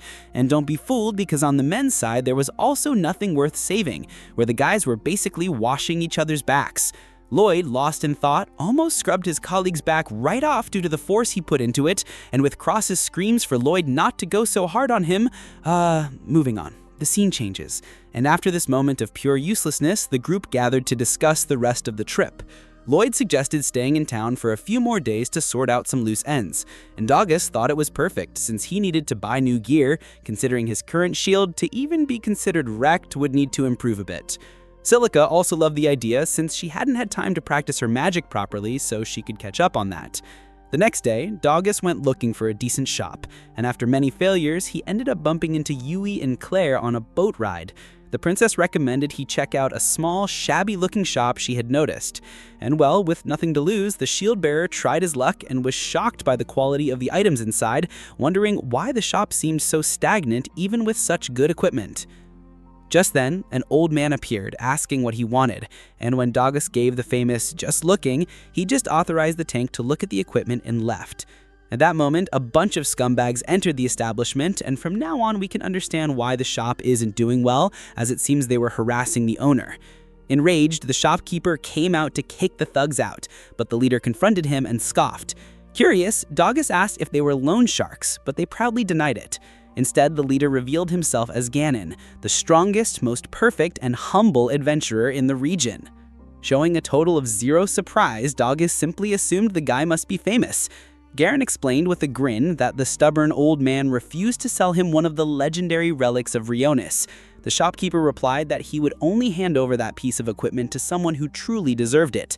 And this answer got the intruder pissed, while Doggus, who had been calm until now, suddenly got irritated by such a pathetic threat. The man's mere gesture of revolt got the Garen henchmen ready for a brawl. The bald guy there then decided to do the honors and attack Doggus. However, our boy, the tanker, simply did what he does best, which is tanking the attack with enormous ease, twisting the guy's wrist and bringing him to the ground. At that moment, Doggus then pulled out his shield using the storage technique, and since the enemies had no idea what that was, they thought it was some kind of high-level witchcraft. With no time to react, the entire group was sent flying out of the shop with a single well-placed shield bash. Garen, who apparently has trouble understanding things, wondered how a weakling like that was doing so much, to which Doggus decided to pull rank and show he's anything but weak, flashing his golden insignia that indicates he's an S rank, leaving nothing for the beta. The shopkeeper asked why he hid it, and Doggus shrugged, saying it's not cool to show off because of rank. As a result, the gang tucked their tails between their legs and fled the scene. After all the trouble, the old man, realizing the value of the adventurer before him, decided to give Doggus a unique opportunity, but with one condition. With that, the scene changes, and we see that Lloyd was working on his own skills. Besides polishing his basic support spells, the white mage was eager to learn new offensive magic just like Silica. The only problem is that, according to our pro tag, if we were to compare their fire magic, while he's capable of lighting a match, she's capable of setting an entire forest on fire. And I don't even know if we can believe Lloyd that much with his non-existent self-esteem, but moving on. Let's go then to Silica, who is alone in the forest, thinking how the last war would have been a disaster without our pro tag's crucial buffs. With this thought in mind, the young sorceress promises herself she will get stronger. Soon, while compressing a fireball, the sphere explodes prematurely and almost barbecues the girl. But not even that makes her give up. After all, no one masters a high-level fire spell overnight. Returning then to Lloyd, Claire, and Yui, the swordswoman points out that Silica is a true prodigy, and that what she most admires in her friend is her determination, mentioning that no one is better than her at that. Yui then narrates some past events, specifically as to when she met Silica as a child, where she was in an open field trying to hit a sign with fire magic, but her aim was catastrophically bad. Still, she never gave up. In other words, besides being talented, she was also hardworking. And it is exactly this determination mixed with talent that allows her, at that very moment, to create her newest spell, which caused an explosion so big it even changed the local ecosystem. After performing such a feat, Silica is soaked while wondering why she has to be so clumsy. Suddenly, a sound comes from the forest. Fearing it's a monster, she prepares herself. But it's just Doggus, who now has to explain why he appeared out of nowhere. Earlier, the shopkeeper had explained that he would grant him a shield forged by an extraordinary blacksmith named Rionis. Its name is Aegis, made from the world's toughest materials, capable of withstanding any type of attack. In short, Aegis is a legendary and indestructible shield. The old man believed that Doggus was the right guy for it. Still, the merchant would only hand over Aegis if he helped with one thing, solving the mystery of the explosions near the forest lake. Hearing the story, Silica felt offended by being mistaken for a demon. Doggus, on the other hand, thought the comparison made sense. After all, she did obliterate an entire lake along with its fauna and flora. After solving the mystery, Doggus reported back to the shopkeeper, with his companion at his side. Fortunately, the sorceress managed to restore the lake's waters with her magic. Doggus apologized for his partner's screw-up, but the old man insisted the boy had nothing to apologize for. On the contrary, as promised, the merchant handed over the shield thanks to his honesty and capability. The scene changed, and now the group is all reunited, and Doggus summons the shield to show his friends. Everyone is enchanted with their companion's new acquisition, and Yui couldn't help but feel proud that Silica had mastered such an important spell. Brimming with excitement, she asked to see it live, and the mage agreed, mentioning they need to do it the right way, as this magic is quite dangerous. Seeing how incredible his friends were, Lloyd refused to be left behind, swearing he would do his best to stand by his companions, while Cross complained about the pressure everyone was putting on this journey. In response, Yui, showing that she's a great leader, mentioned that it's important for everyone to dedicate themselves, but without biting off more than they can chew. In other words, one thing at a time. Her words left everyone speechless until she reminded them of the most important lesson of all. An empty sack can't stand upright. With that, she invited Claire to check out a promising-looking restaurant, to which Cross, unimpressed, grumbled that their so-called leader was just being lazy again. A few days later, the archer starts to feel even more pressure to improve, especially since Doggus and Silica are making great progress, and he simply can't afford to fall behind. Suddenly, a boy in a rush gets distracted and trips into the archer. He, showing concern, helps the boy up and notices his adventurer's tag. As soon as the boy confirms that Cross is also an adventurer, he invites him to form a party. Regardless of the answer, the boy drags the S-Rank to the guild, which, to Cross's surprise, is much smaller than the one in Ishtar, although it's lively. The boy, clearly nervous, apologizes for bothering him, but Cross thinks to himself that there was no way he could refuse after the kid made that abandoned puppy face. He soon learns the boy's name is Lin and asks if he shouldn't already be in a party. The kid lowers his head, while a few other adventurers mock him for teaming up with the so-called Eternal Rank E and assume Cross must be some clueless rookie. Listening to the conversation, Cross begins to understand Lin's reputation in that guild. For his part, Lin admits he's a failure and a burden, but the experienced archer tries to reassure him, saying their ranks are actually quite similar. This little lie lifts Lin's spirits just enough to make him feel like he isn't a complete nobody, and with that, the two set out on a mission. The scene changed, and we see that the leader of the group is super busy with tourism in the city, dying to try every sweet in sight, but afraid to gain a few extra pounds as a consequence. However, she's interrupted by a commotion happening nearby, and observes a rich lady in the plaza accusing a poor boy of dirtying her dress. The child can barely speak from sheer terror, but the woman doesn't care and orders her servant to make the boy pay with his life. Some onlookers think someone should intervene, but everyone knows she's from the Windy clan, a noble family that no one in their right mind would want to cross. But Yui couldn't care less and jumps in front to stop the man from striking the boy.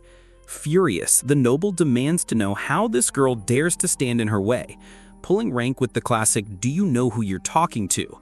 With a smirk, Yui admits she doesn't know exactly, but she's pretty sure it's just a lady who's way too old to be picking fights with kids on the street. And this obviously sends the noble completely over the edge, and she orders her guards to teach the pink-haired brat a lesson. Yui, however, tells the boy to run for it, and then blocks all 3 sword strikes with a single move.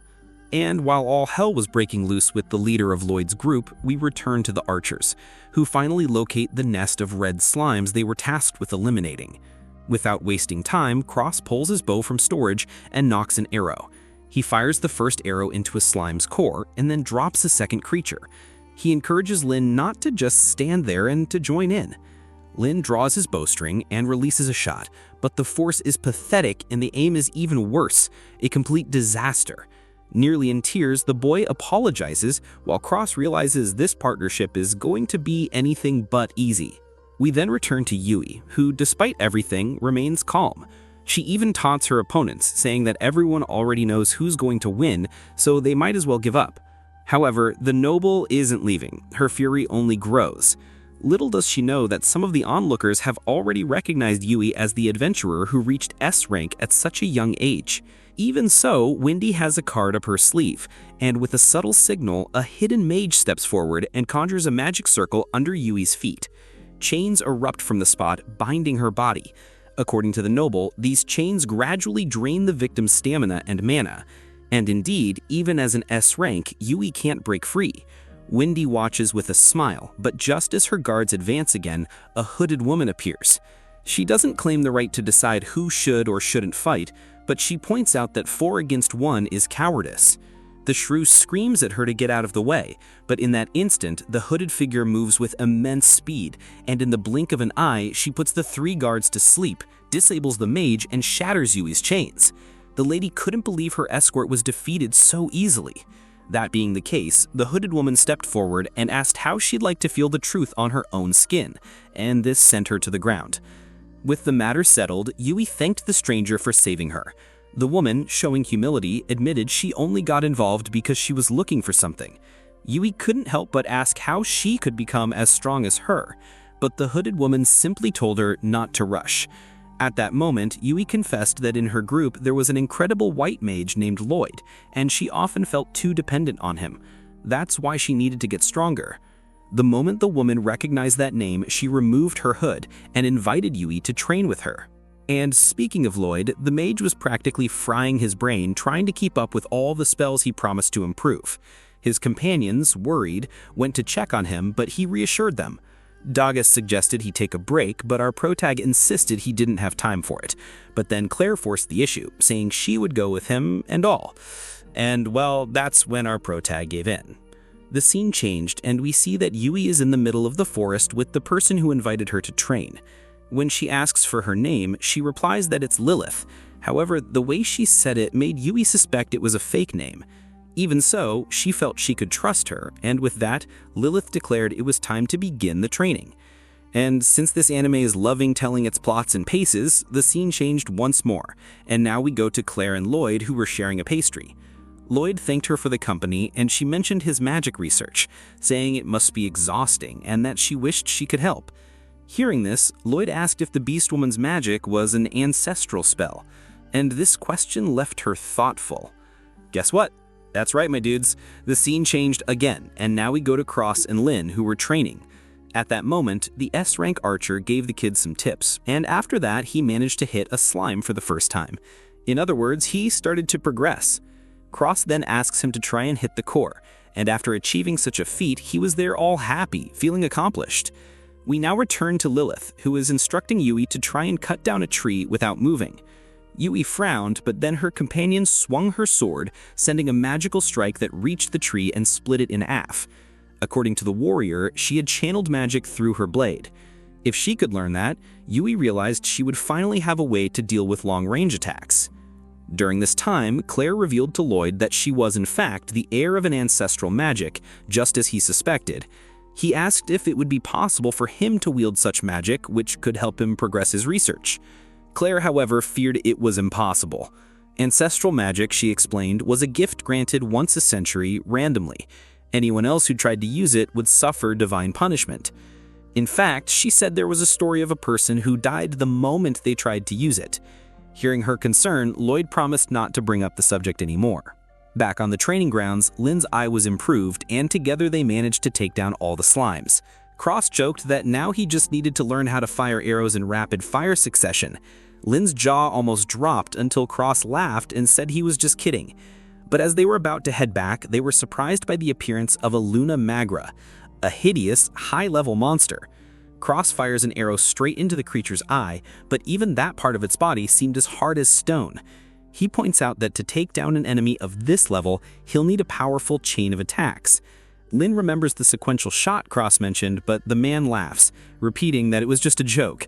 But the boy suddenly has an idea, and with that, Cross then begins to summon his arrows directly from his storage magic, and with this rapid-fire sequence, he manages to put enough pressure on the spider's eye to burst the organ, splitting the monster's skull and piercing its brain, finishing the creature off. With the mission a complete success, Lynn and Cross return to the guild not only with the slime's magic cores, but with the carcass of the Luna Magra. Seeing what the duo had accomplished, the adventurers around them are left dumbfounded before bursting into applause for Comrade's achievement. The boy, shyly, asks if it's okay for him to take the credit since Cross did most of the work. But Cross is just grateful he learned something new from the kid. Still, Lynn apologizes for all the trouble he caused, but the archer tells him to go easy on himself, since he's always apologizing for everything. Grateful for the support, Lynn asks if Cross is actually much stronger than he says. At this, Cross sighs, apologizing for deceiving the boy, and reveals his S-rank tag, which only sends the poor kid into even bigger panic. Meanwhile, Yui was practicing non-stop, but kept failing. Frustration set in, especially when Lilith admitted it should have been easy. Excessively tense, Yui forces herself to concentrate, but the truth is, the thing is absurdly difficult. Impressed by her determination, Lilith asks why Yui so badly wants to become stronger. The girl confesses that when she became S-rank, she thought she was above everyone, but after meeting Lloyd, she realized there's always someone stronger. Now she wants to grow enough to proudly say she can fight side by side with the white mage. Suddenly, a massive cat that was lurking in the shadows pounces on Lilith. In a panic, Yui reacts and unleashes the very magic she had been struggling with all this time and cleaves the beast in two. As if nothing had happened, Lilith merely praises Yui for finally pulling it off.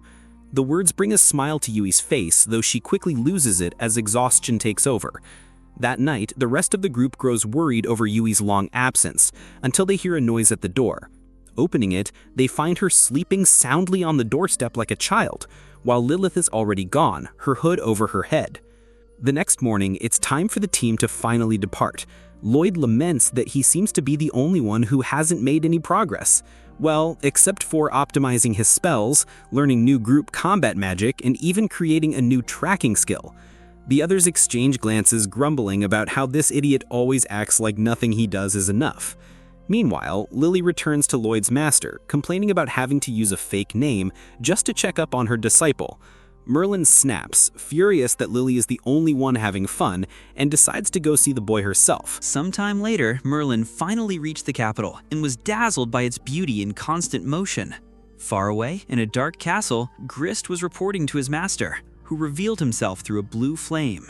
His voice carried disappointment, as his subordinate had failed to wipe out a small countryside town. This failure also gnawed at the demon from the inside. The flame demanded to know what happened to the beast woman, but Grist had no idea where she had gone, and this answer only deepened the master's discontent. After the master chewed him out, Grist wandered the city streets, boiling with frustration. The weight of his responsibility was greater than ever, especially since he had no idea where to begin searching for Claire. That was when Michelle appeared, offering a little hand, and the Beelzebub went crazy with his presence there. After all, he had betrayed him some time ago. However, Michelle calmly explained that he had acted that way only because he also didn't get the agreed-upon cash. But, however, and nevertheless, he had million-dollar information. Claire was on her way to the royal capital, but not under the watch of common soldiers, but rather by S-rank adventurers. Suspicious, Grist demanded to know how Michelle had such information, and he simply replied that he was desperate to clear his name. Helping the general recover the beast woman was his chance at redemption. Grist obviously despised him, but with no other alternative, he reluctantly accepted the help. The scene changed, and we now go to our protags group, where we see that their teamwork was growing stronger by the day, with them joking and interacting with each other. However, they hear a noise in the bushes and become alert, only to discover it was just a rabbit. Since it's better to be safe than sorry, and our protag aims for that too, he took the opportunity to use his detection magic, reassuring the group that there were no demons nearby. The white mage, however, pointed out something curious. When the rabbit startled them, they all sensed something at the exact same time. Yui then asked Lloyd what he had felt. He admitted he did what he could, but still felt very insecure. Yui smiled, teasing him about his bad habit of selling himself short. Claire also joined the conversation, saying he had more talent than anyone she knew. Cross agreed, admitting that it showed him how much he still had to grow, while Dagus observed that since Lloyd had joined, they all realized how much they would come to rely on their white mage if they stood still. Yui concluded that true confidence meant understanding one's own real strength, and our protag, taking their words to heart, promised to try to be more confident. At that exact moment, Merlin was before the gates of the royal castle, only to be stopped by two guards. With a gesture, she cast a spell that messed with the soldiers' heads, and they obediently stepped aside. She strolled to the palace corridors, searching for a specific chamber. Eventually, she reached the library, where her eyes noticed something unusual. The room itself was an illusion. Facing one of the walls, she released a spell that revealed a hidden door. Before she could knock, a young beast woman named Rian appeared from within, recognized her instantly, and pulled her inside. They hadn't seen each other since the war against the Demon King. Inside that secret chamber, Rian revealed that the one ruling the Sorcerer Kingdom now is none other than the Demon King's son. Merlin was surprised to find her friend's secret laboratory inside the royal castle itself. Still, she had come for something serious. Producing a grimoire, she asked Rian to investigate if at least half of its power to seal the Demon King still remained. As improbable as it seemed, there was always a chance he could return. Back to the S-rank adventurers, the group was studying the map. They were close now, but night was falling, and Claire expressed her concern as traveling at night meant running more risks. Speaking of which, Cross wonders if the princess's own creature enchantment wouldn't be enough to prevent that, but she explains that it might not work in time if they were caught by surprise. So Lloyd expands his detection field, but feels an interference in his magic. Suddenly, everyone senses the arrival of a thick fog. Silica tries to summon her staff from storage magic to push it back, but nothing happens. Lloyd quickly assumes the fog is interfering with their magical power, and with that in mind, they dash through the forest, desperate to escape. Worse than anything, if a demon was behind this, it could only mean an ambush, and so they run straight for the city of Schwartz. Meanwhile, Rian studies the grimoire and confirms that the magical power still remains within it. Merlin interprets it as the last will of the legendary mage who passed away. Rian doesn't understand, So the human reminds her of young Lloyd, the child she took in and trained. One day, by chance, Lloyd touched the grimoire and revealed himself to be compatible with it. That's when the master realized the child carried enough power to be chosen, just like her and Sybil before him. The problem was that she treated raising a child the same way she would craft a spell, ignoring the boy's feelings most of the time, and that became her greatest regret. Back to the White Mage, Lloyd and his companions finally reach Schwartz, but the city is also swallowed by the same suffocating fog. The streets are empty, so Lloyd casts an enhancement spell on Silica, allowing her to summon her staff and clear the fog with a wind field. The trick works, revealing figures that were hidden. The great General Grist and several of his men ready to attack. Claire immediately recognizes her assailant. The general makes it clear that the Beast Woman still has her uses and orders his troops to capture the princess once more. Lloyd reacts quickly, strengthening the abilities of all his allies. He instructs Dagus to protect Claire while Cross climbs one of the towers for a better vantage point. Finally, Yui conjures her sword and unleashes a new long-range technique she had just mastered. Lloyd warns Silica not to use her explosion spell, worried that it might kill innocent civilians. So she switches to Fireball. But as soon as the weaker enemies were dispatched and he aimed at Grist, the general revealed a hide tougher than steel. The demon marched straight toward the group unfazed. This gave Grist the opening to get close to Claire, but Dagus was ready. He blocked the crushing blow with his shield. Yui took the moment to attack from behind, but her blade stopped, intercepted by Grist's defenses, and she was thrown back. Lloyd realized the truth. Grist was protected by a magical armor. His sharp insight made the demon suspect that he was the so-called hero of Istar. With that thought, Grist leaped to attack, but Silica responded instantly with an explosion. Taking advantage of the enemy being airborne, a colossal blast tore through the air, but even that wasn't enough to hurt him. Grist remained untouched. To make matters worse, more of his subordinates appeared. But then, out of nowhere, a wave of ice swept across the battlefield, freezing Grist's men in place and forming a protective barrier around the adventurers. From the top of a roof, Celion orchestrated the attack. Observing from afar, Michel realized that things were not going well. At that moment, the partner of the legendary alchemist Merlin appeared. As he himself said, he was there to cut evil at its root. Meanwhile, Celion approached the adventurers, calling them a bunch of weaklings. Claire explains that this foul mouth before them is the hero of the ice crystals. Yui instantly remembers that this so-called hero isn't exactly famous for his good behavior. By the way, Claire notices that he's carrying a bag she made for him as a childhood birthday present. This little detail gives Yui the perfect chance to tease him. Meanwhile, Grist breaks free from the ice and returns to the fight. Arrogant as always, the hero of the ice crystals orders the adventurers to stay out of his way, and immediately tries to freeze the enemy general's feet. Grist notices something unusual. His opponent doesn't need incantations. Explaining that he was born with resistance to that element, Celion cuts the conversation short and goes for a brutal strike. Yui and Silica offer to help, but the Beastman insists they stay out of the fight. At the same time, Michel thought he had already defeated the alchemist, only to realize that he had grossly underestimated him. Back in the city, Celion bombards Grist with an obscene amount of ice while cursing him every which way. Yui understands why this man isn't accepted as a hero, and Dagus adds that he causes so much chaos that it's simply impossible to fight alongside him. Lloyd, on the other hand, focuses on something else: the fact that Grist still hasn't struck back. It doesn't take long for him to realize that Demon had been gathering magical power, preparing to unleash a single devastating blow. Realizing what's about to happen, the S-rank adventurers hurry to protect themselves until Grist and Celion collide, fist to fist in midair, releasing a massive explosion.